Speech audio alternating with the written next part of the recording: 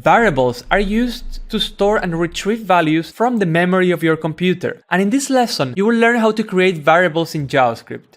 I'm going to start by declaring a new variable. To declare a variable in JavaScript, you use the keyword var.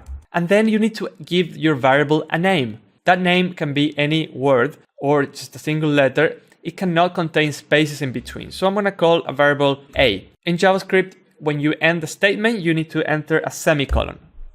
So what I've done here is declare a new variable and call it a. We also need to assign a value to that variable.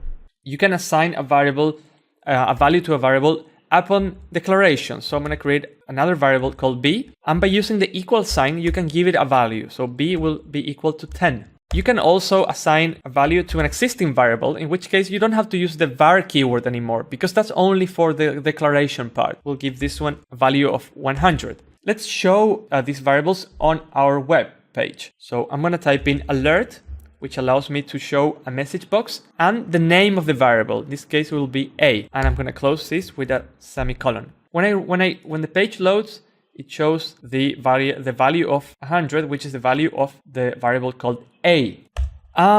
You can also enter text in a variable. So let's call this variable, let's call it text, and I'm going to enter some text in here.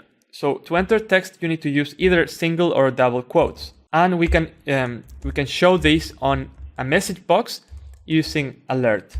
So let me reload the page, and we'll see that firstly it shows me the 100, and then I click OK, and then it shows me your name here, the value of this one. Variable names are case sensitive, so a variable called lowercase a is not the same as a variable called uppercase a.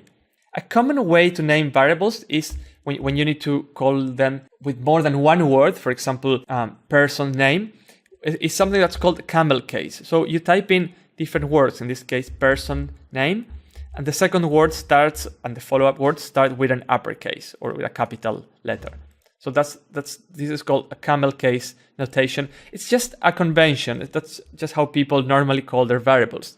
Another thing for you to know is that the name of the variables, it's only made for us humans to understand. So the computer doesn't care if you call your variable name, if you call it sky, if you call it letter X. That's just for humans to have a sense of what's going on in our code. Variables can be used for multiple things. They can be used to perform mathematical calculations, to manipulate text, to store different types of data. And JavaScript supports multiple types of variables, not just numbers and text, as we'll see further in the course.